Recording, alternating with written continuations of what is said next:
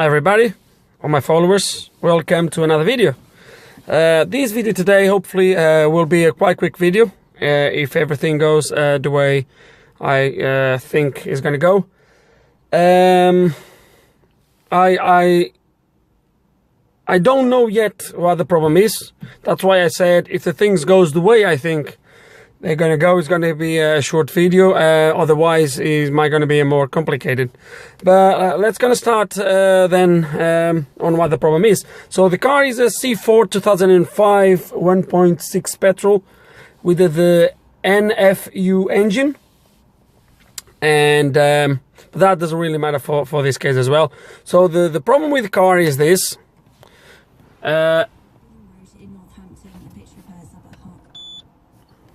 So it's exactly that, as you can see. Fuel level shows nothing. The fuel warning light is also on over there, and obviously fuel level too low, and obviously you don't have mile per gallons or anything like that, because he doesn't know what the fuel is. Now I have a feeling that's going to be the fuel sensor, and what we're going to do first, we're going to measure the sensor at the back in the tank.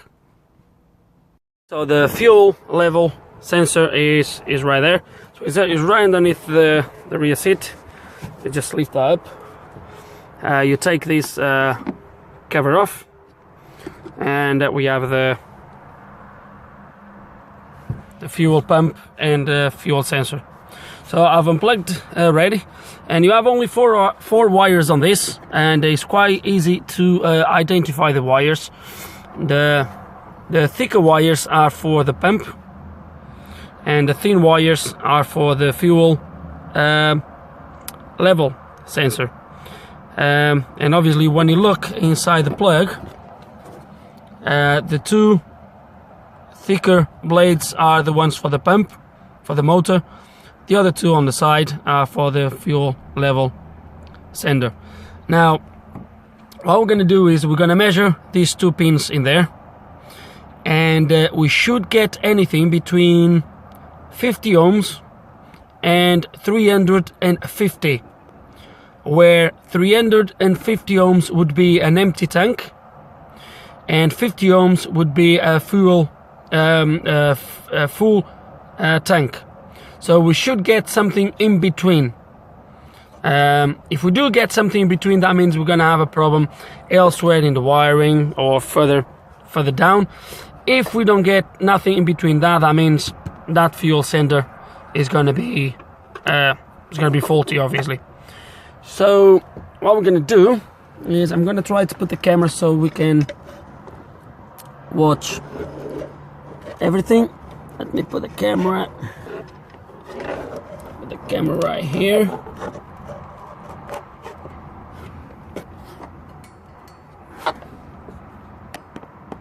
Do it like that. I'm gonna put the multimeter in there. As you can see, it's show open line. Now I'm going to measure these two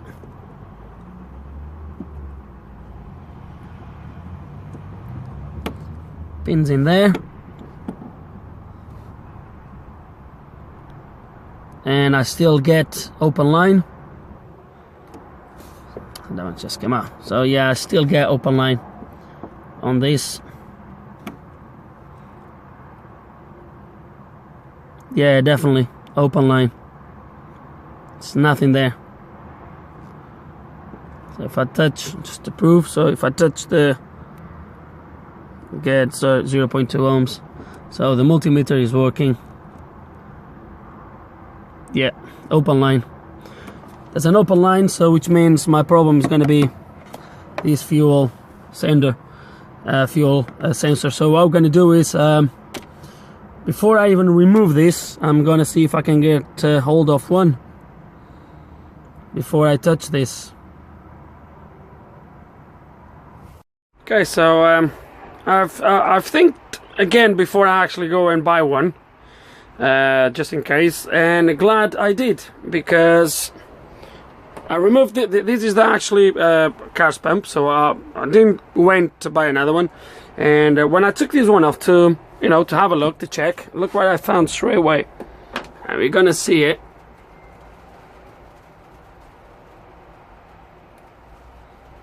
That's broken. So obviously this is this basically works on how you call it? It works on a variable resistor, obviously, and for that you need 3 points. So we have one there, we have one there, and then you have the blade, the spring loader that is behind this bit, which is there. You can see it right at the back. Okay, that obviously touch this area here and change the resistance, but that needs to be connected to something, obviously, and is not connected at all. So obviously this won't work. This is supposed to be soldered in there. So what I'm gonna do is we're gonna take this to the workshop. We're gonna solder this in there, and we're gonna measure. We're gonna measure this, make sure we have a reading afterwards. So let's gonna do a last measurement. Obviously we've seen that broken wire, so we know that's gonna be, but I'm gonna do one last measurement, this time using this crocodile clips, because last time it didn't went very well. So there is, we have 0 ohms.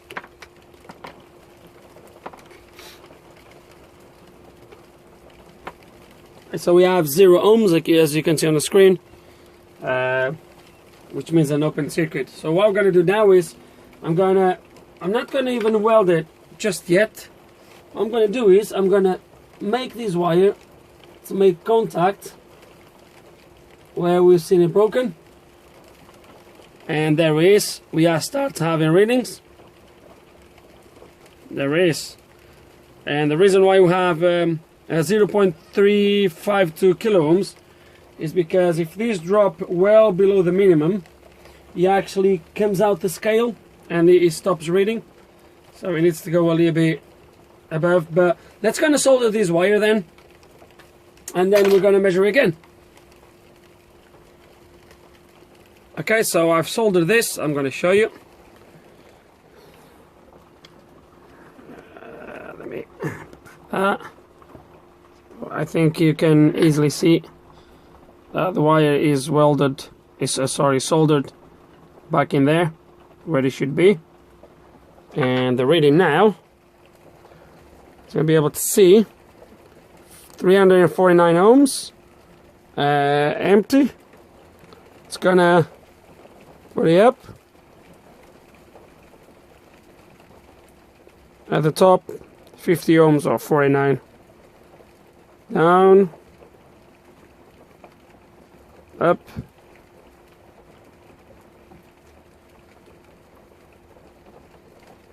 and that's it. And that's it. Hopefully we saved ourselves. I don't have a clue how much this would cost, even second hand, but I'm sure it would be at least 25 quid.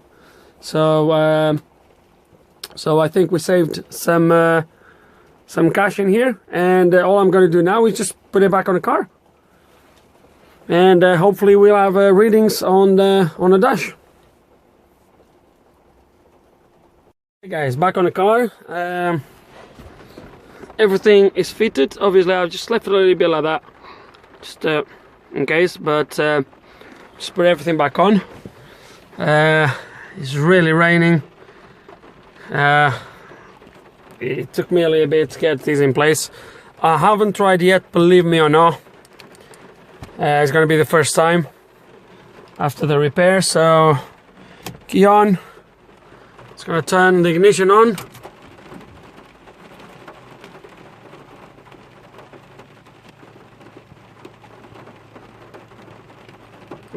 Economy mode.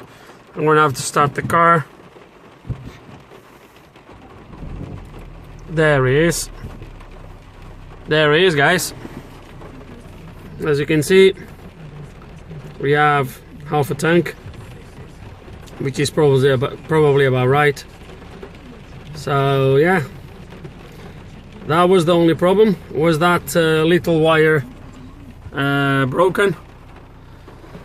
And like I said already, we save ourselves some money, and we got these repaired. Fuel level is working again, and I think it's gonna be bad for this video, guys. Like I always say on my videos, I really hope there's some information here that you're gonna find it helpful. Any questions, comments, whatever, just put them below. Hope you enjoyed the video, and like always, thank you for watching.